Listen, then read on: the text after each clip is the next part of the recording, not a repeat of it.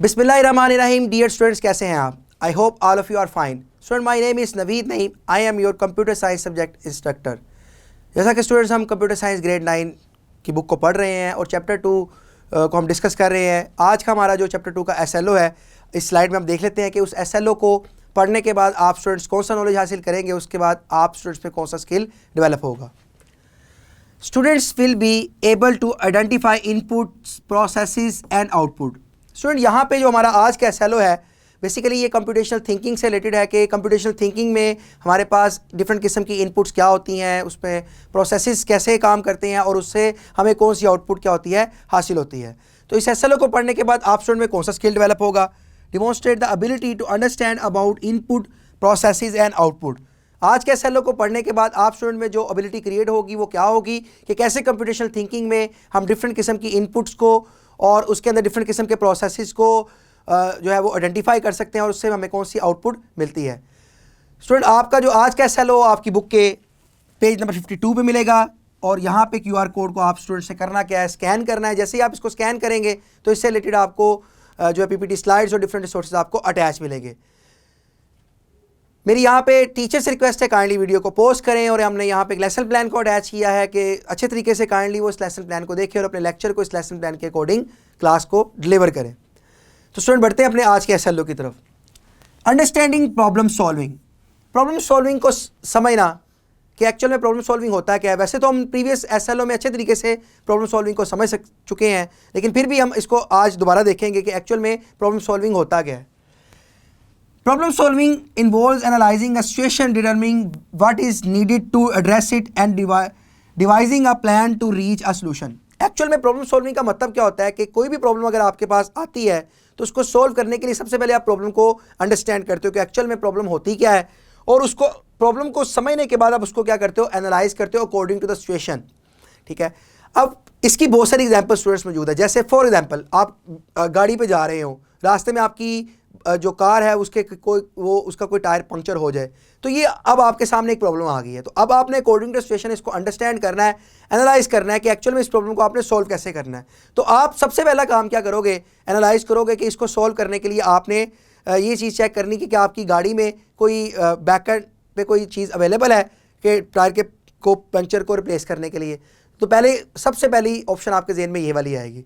ठीक है, और अगर ये नहीं होगी तो आप नेक्स्ट दूसरी ऑप्शन की तरफ जाओगे। तो किसी भी प्रॉब्लम को सॉल्व करने के लिए उसकी सिचुएशन को के अकॉर्डिंग उसको क्या करना होता है, एनालाइज करना होता है ताकि हम उसके सोल्यूशन की तरफ पहुंच सकें।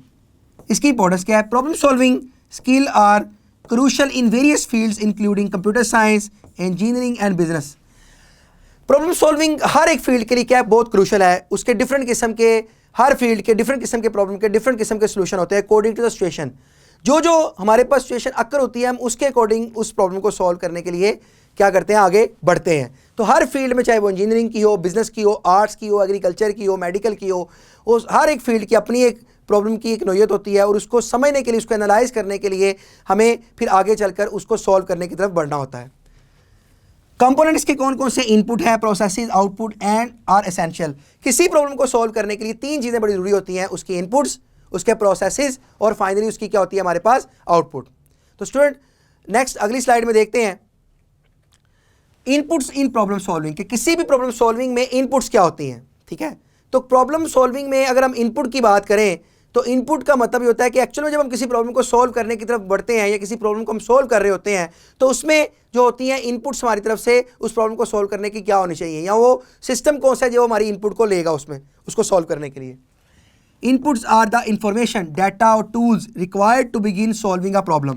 किसी प्रॉब्लम को सॉल्व करने के लिए इनपुट क्या होती है, उसकी इंफॉर्मेशन हो सकती है, उस प्रॉब्लम को सॉल्व करने के लिए कोई डाटा हो सकता है, कोई टूल हो सकता है जो हमारी क्या कर रहा है, हेल्प कर रहा है उसको सॉल्व करने में। ठीक है, जो रिक्वायर्ड हमें, यानी कि किसी प्रॉब्लम को सॉल्व करने के लिए उसकी इनपुट्स क्या होती हैं, उसकी इंफॉर्मेशन हो सकती है जो उस प्रॉब्लम को सॉल्व करने में हमारी हेल्प करती है, कोई डाटा हो सकता है जो उसको सॉल्व करने में हमारी हेल्प करे, या कोई टूल हमें चाहिए होते हैं। जिस अभी पिछली एग्जांपल में मैंने आपको अभी एक एग्जांपल दी गाड़ी के टायर पंक्चर्स की, तो उसमें अब आपको क्या चाहिए, टायर को रिप्लेस करने के लिए आपको उसके टूल्स चाहिए। ठीक है, तो ये आपकी हेल्प करेंगे टायर के को रिप्लेस करने के हवाले से।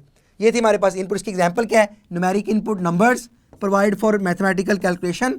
अगर हम नंबर्स की बात करें तो उसमें न्यूमेरिक इनपुट हमारे पास न्यूमेरिक डाटा होता है। ठीक है। अगर हम टेक्स्ट इनपुट की बात करें तो वर्ड और सेंटेंसेस क्या होते हैं, वो हमारी इनपुट हो सकते हैं जो हम उस प्रॉब्लम को सॉल्व करने के लिए दे सकते हैं। इंस्ट्रक्शनल इनपुट की बात करें, स्टेप्स और guidelines to follow in a process, किसी प्रोसेस में कोई स्टेप्स हो सकते हैं जो हमारे पास उसको सोल्व करने में क्या कर रहे हैं, हमारे पास एक गाइडलाइन के तौर पर हमारी क्या कर रहे हैं, हेल्प कर रहे हैं। तो इंस्ट्रक्शनल इनपुट क्या होती है कि हमें किसी भी प्रॉब्लम को सोल्व करने के लिए स्टेप बाय स्टेप कुछ इंस्ट्रक्शन मिल रही होती हैं, हम उन इंस्ट्रक्शंस के अकॉर्डिंग उस प्रॉब्लम को सोल्व कर रहे होते हैं। और इंपॉर्टेंस की बात करें, identify inputs in first step to problem solving, ठीक है, ताकि हम अपने फर्स्ट स्टेप की तरफ मूव करें उस प्रॉब्लम को सॉल्व करने के हवाले से। नेक्स्ट स्लाइड में देखते हैं प्रोसेसेस इन प्रॉब्लम सॉल्विंग। जब हम इनपुट्स को आइडेंटिफाई कर लें तो नेक्स्ट स्टेप में उसके प्रोसेसेस स्टार्ट होते हैं उस प्रॉब्लम को सॉल्व करने के हवाले से। वो कौन कौन से होते हैं? प्रोसेसेस आर द एक्शंस और steps taken within input to solve a problem. किसी इनपुट के ऊपर जो हमने एक्शंस लिए होते हैं, जो हमने इनपुट्स दी होती हैं, उसके ऊपर प्रोसेसेस क्या होते हैं, एक्शंस होते हैं, यानी कि वो स्टेप्स होते हैं जब हम कोई इनपुट दे देते हैं उस प्रॉब्लम को सॉल्व करने के लिए। अब नेक्स्ट अगले फेज के ऊपर उसका प्रोसेस स्टार्ट हो जाता है, ठीक है। जैसे उसका प्रोसेस स्टार्ट होगा तो हम उस प्रॉब्लम के सोल्यूशन की तरफ जो है वो मूव कर रहे होंगे। अब इसकी एग्जांपल क्या है? Analyze breaking down a problem into smaller parts for easier understanding. किसी प्रॉब्लम को ब्रेक कर डाउन करना छोटे छोटे पार्ट्स में, ताकि हम उसको अलग अलग पार्ट्स को क्या कर सकें, सेपरेटली सॉल्व कर सकें। अगर आपको याद हो कंप्यूटेशनल थिंकिंग की डेफिनेशन, तो उसमें भी हमने यही चीज़ पढ़ी थी कि किसी भी प्रॉब्लम को स्मॉलर मैनेजेबल पार्ट्स में क्या कर लेना, डिवाइड कर लेना। Algorithms solution following a set of predefined steps to reach a solution. किसी प्रॉब्लम के सॉल्यूशन तक पहुंचने के लिए पहले से प्री डिफाइंड स्टेप्स, यानी कि वो स्टेप्स जो हमें पहले से ही पता हो कि हम उन स्टेप्स को अगर वन बाय वन करके परफॉर्म करेंगे तो हम किसी प्रॉब्लम के सॉल्यूशन के ऊपर पहुंच जाएंगे। तो उसको हम क्या कहते हैं? Algorithm, step by step approach. ये भी हमने प्रीवियस एसएलओ में एल्गोरिथम के बारे में बड़ा डिटेल में पढ़ा था। थर्ड हमारे पास iterative refinement, revising and improving a solution through multiple iterations. किसी प्रॉब्लम के सॉल्यूशन तक पहुंचने के लिए अगर हमें कोई बार बार आइटरेटिव चीज़ें चाहिए तो हम उनको भी अडॉप्ट करते हैं। यानी कि अगर एक प्रॉब्लम को हम सॉल्व करने के डिफरेंट किस्म के स्टेप्स परफॉर्म कर रहे हैं, एक स्टेप से दूसरे स्टेप की तरफ अगर हम जा रहे हैं, दूसरे से तीसरे की तरफ जा रहे हैं, तो ये भी प्रोसेस का एक पार्ट ही होता है उसको सॉल्व करने के हवाले से।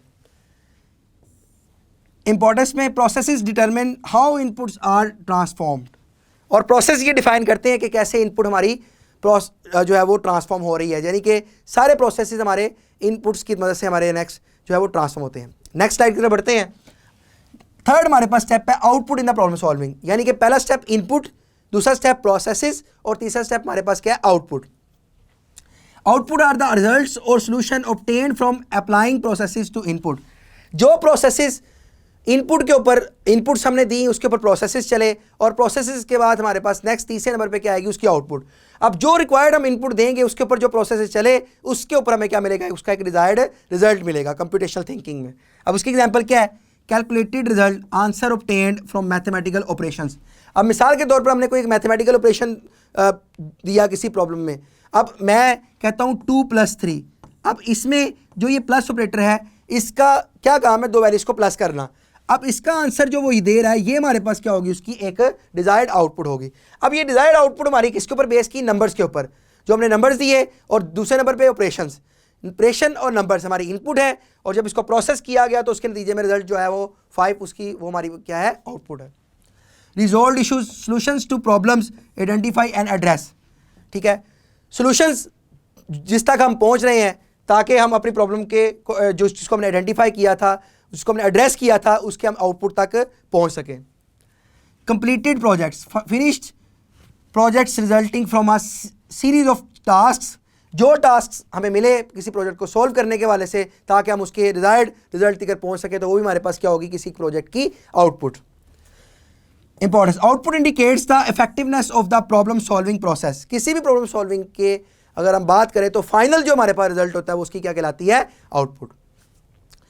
उसके बाद अगर हम बात करें स्टूडेंट्स, तो flow chart for problem solving using a flow chart. देखिए, प्रॉब्लम सॉल्विंग में फ्लो चार्ट बड़ा एक अहम रोल अदा करते हैं। सबसे पहले हमें उसके एल्गोरिथम को डिज़ाइन करना होता है, और उस एल्गोरिथम की बेस के ऊपर हमने डिज़ाइन करना होता है फ्लो चार्ट को। अब फ्लो चार्ट क्या होता है? फ्लो चार्ट किसी प्रॉब्लम के सॉल्यूशन की एक डायग्राम नुमा एक शेप होती है, ठीक है, एक पिक्टोरियल रिप्रेजेंटेशन होती है।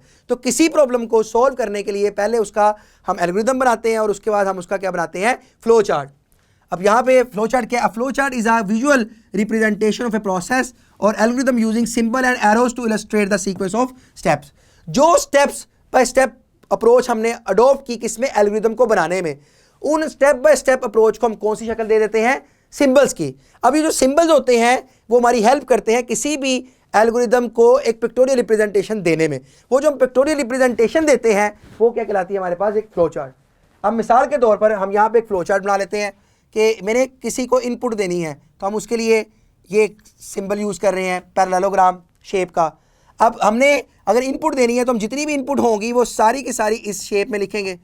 अगर हमने उस इनपुट के ऊपर क्या करना है? प्रोसेस करना है, तो हम उसके लिए रेक्टेंगल शेप देंगे। और उसके बाद हमें उसकी क्या चाहिए? आउटपुट, तो हम उसके लिए भी क्या देंगे? एक पैरेललोग्राम शेप देंगे। तो इनपुट इसमें आएगी, प्रोसेस हमारा इस सिंबल में आएगा, और उस प्रोसेस के नतीजे में हम जो सी आउटपुट उससे हासिल करेंगे वो इस सिंबल में आएगी। ठीक है, तो ये जो हमारे पास शेप सी बन रही है, इस शेप को हम क्या कहते हैं? Flow chart. ये हर एक प्रॉब्लम को जब हम सॉल्व करते हैं तो उसके नतीजे में एल्गोरिथम के बाद हम क्या बनाते हैं? इसी तरह के फ्लो चार्ट्स को हम डिज़ाइन करते हैं। एलिमेंट्स की क्या होता है? Start end process, decision, input output symbol are used to construct flow chart. ये सारे इसके एलिमेंट्स हैं। इसमें स्टार्टिंग हम करते हैं, स्टार्टिंग के लिए हमारे पास ये ओवल शेप होती है, ये स्टार्ट या एंड के लिए हम यूज़ करते हैं। ठीक है, उसके बाद इनपुट आउटपुट के लिए ये वाला सिंबल यूज़ होता है, प्रोसेस के लिए हमारे पास ये वाला सिंबल यूज़ होता है। अगर हमने कोई डिसीजन मेकिंग करनी है तो उसके लिए हमारे पास डायमंड शेप इस्तेमाल होती है। ठीक है, तो ये डिफरेंट सिंबल्स हैं जो फ्लो चार्ट में जो है वो उस प्रॉब्लम को सॉल्व करने में हम ड्रा करते हैं ताकि हम उसके सोल्यूशन तक पहुंच जाएं। उसके बाद अगर हम देखें तो जब फ्लो चार्ट हमारा कंप्लीट हो जाता है तो एक्चुअल में हमारी जो प्रॉब्लम होती है उसका सोल्यूशन हमारे सामने एक पिक्टोरियल रिप्रेजेंटेशन की शक्ल में सामने आ जाता है। अब इसकी एप्लीकेशन क्या है? Flow charts help plan and visualize the steps involved in problem solving. किसी प्रॉब्लम सॉल्विंग में एक विजुअलाइजेशन होती है उस प्रॉब्लम को सॉल्व करने के दौरान। ये स्टेप्स जो हम पिक्टोरियल रिप्रेजेंटेशन जिनकी हम कर रहे हैं, जिसको हम सिंबल्स की शक्ल में क्या कर रहे हैं? ड्रा कर रहे हैं। A flow chart for a calculator program can illustrate how inputs are processed to produce output। अब इसकी एग्जांपल हम ले सकते हैं। अगर हम कोई कैलकुलेटर बना रहे हैं तो उस कैलकुलेटर में जो सिंबल्स इस्तेमाल हम करते हैं, प्लस का, माइनस का, मल्टीप्लाई, डिवाइड का, ये सारे सिंबल्स हमारे पास जो है उसको बैकएंड पे वो काम करें। लेकिन पिक्टोरियल रिप्रेजेंटेशन जब उन सिंबल्स को हम उस पर लेके जाएंगे तो उसका क्या बन जाएगा? एक फ्लो चार्ट। अब नेक्स्ट स्लाइड की तरफ हम बढ़ते हैं स्टूडेंट्स। कॉन्सेप्ट मैप हमारे पास क्या होता है? For problem solving. ठीक है, using concept map for problem solving. Problem solving में कॉन्सेप्ट मैप क्या होता है और उसका क्या रोल होता है? A concept map is a visual representation of knowledge और information showing relationship between the concept और आइडियाज। अगर हम आसान अल्फाज में कॉन्सेप्ट मैप को डिस्क्राइब करें तो स्टूडेंट क्या होता है? A concept map is a visual representation of knowledge और इंफॉर्मेशन। किसी भी नॉलेज या किसी भी इंफॉर्मेशन को जो है हम उसके रिलेशनशिप को डिस्क्राइब करें, ठीक है, बिटवीन कॉन्सेप्ट्स और आइडियाज़ शोइंग द रिलेशनशिप। यानी कि किसी भी इंफॉर्मेशन या नॉलेज को अगर हम विजुअली रिप्रेजेंट कर दें, शेप्स की शक्ल में रिप्रेजेंट कर दें, तो वो हमारे पास उसका क्या बन जाता है? कॉन्सेप्ट मैप बन जाता है। अब इसके एलिमेंट्स कौन से? Key concepts, relationships, descriptions are include in the concept map. जब भी हम कोई कॉन्सेप्ट मैप की डायग्राम बनाते हैं, उसके विजुअलाइजेशंस को रिप्रेजेंट करते हैं, तो स्टूडेंट उसमें हम ये देखते हैं कि हमारे की कॉन्सेप्ट्स क्या होते हैं, उन की कॉन्सेप्ट्स का रिलेशनशिप क्या है, ठीक है, उनकी डिस्क्रिप्शन क्या है। ये सब मिलजुल कर जब इन सबको एक विजुअल रिप्रेजेंटेशन देते हैं तो उसके नतीजे में आपका एक कॉन्सेप्ट मैप बनता है। अपनी आप बुक को देखेंगे तो आपकी बुक पे एक कॉन्सेप्ट मैप की पिक्चर, एक डायग्राम भी बनी हुई है, जिससे आप कॉन्सेप्ट मैप को अच्छे तरीके से मजीद समझ पाएंगे। इसकी एप्लीकेशन क्या है? Concept map aids to organizing and synthesizing information to facilitate problem solving। Basically concept map help करता है क्या? किसी प्रॉब्लम सॉल्विंग में किसी भी चीज़ को विजुअली समझने के लिए, विजुअलाइजेशन के हवाले से उसको समझने के लिए। इसकी एग्जांपल क्या है? Concept map can illustrate the interconnectedness of inputs, processes and outputs in problem solving. अगर हम इसको आसान अल्फाज में इसकी एग्जांपल को समझे तो क्या है? कॉन्सेप्ट मैप इलस्ट्रेट करता है किसको? इनपुट्स को, प्रोसेसेस को और उसकी आउटपुट को, ताकि हम उनके आपस में रिलेशनशिप को क्या कर सकें? समझ सकें। तो स्टूडेंट ये था हमारा आज का SLO, और आज के SLO की कंक्लूजन की तरफ बढ़ते हैं। हमने क्या चीज़ में लर्न की? Problem solving involves identify input, applying processes and obtaining output. Problem solving क्या होती है? उसमें इनपुट, प्रोसेसेस और आउटपुट क्या होते हैं, उसके बाद हमने इसके टूल्स को देखा, flow charts and concept maps are valuable aids to planning and visualizing problem solving process. Problem solving process में फ्लो चार्ट और कॉन्सेप्ट मैप का क्या रोल है उस प्रॉब्लम को आइडेंटिफाई करने में, उसको विजुअलाइजेशन रिप्रेजेंटेशन के हवाले से। और लास्ट में हमने इसकी इंपॉर्टेंस में क्या देखा, understanding input processes and output is essential for effective problem solving in various domains. किसी भी वेरियस डोमेन्स में अगर हम बात करें प्रॉब्लम सॉल्विंग की, तो उसमें इनपुट प्रोसेसेस और आउटपुट को एक एसेंशियल रोल अदा करती है इफेक्टिवली उस प्रॉब्लम को सॉल्व करने के हवाले से। तो उम्मीद करता हूँ स्टूडेंट कि आपको आज के SLO की समझ लगी होगी। अब आप स्टूडेंट ने करना क्या है, यहाँ पे वीडियो को करना है पॉज और यहाँ पे हमने एक यूट्यूब लिंक को अटैच किया है, इसको यहाँ से कॉपी करें, यूट्यूब पे लिंक पे जाएं और इसको आप पेस्ट करें और आपको एक सिमुलेटेड वीडियो आज के लेक्चर से रिलेटेड भी मिलेगी। इसको आपने अच्छे तरीके से देखना है ताकि आप मजीद input processes, output, flow chart और कॉन्सेप्ट मैप को अच्छे तरीके से समझ सकें। इसके साथ अपने एक्टिविटी को अटैच किया। मेरी टीचर से रिक्वेस्ट है कि वो काइंडली इस एक्टिविटी को क्लास में स्टूडेंट से लाजमी परफॉर्म करवाएं। और इसके बाद हमने एक वर्कशीट को अटैच किया है, ये स्टूडेंट को लाजमी तौर पर घर से होमवर्क के तौर पर दे ताकि आज के SLO से रिलेटेड उनकी आउटपुट को जाना जा सके। उसके साथ हमने क्वेश्चन बैंक को अटैच किया स्टूडेंट्स के, यहाँ पे MCQs शॉर्ट और लॉन्ग क्वेश्चन अटैच हैं जो आपको SLO बेस एग्जाम में आपकी हेल्प करेंगे। और डिफरेंट रिसोर्सेज में हमारे पास वर्कशीट, स्किल शीट, ठीक है, PPT स्लाइड्स, हमारे पास क्वेश्चन बैंक, ठीक है, लेसन प्लान अटैच हैं जो आपको सब इस SLO के साथ अटैच मिलेंगे। उम्मीद करता हूँ स्टूडेंट कि आपको आज के SLO की समझ लगी होगी। इंशाल्लाह ताला अपने नेक्स्ट SLO में मिलते हैं, तब तक के लिए मुझे इजाज़त दीजिएगा। अल्लाह हाफिज़।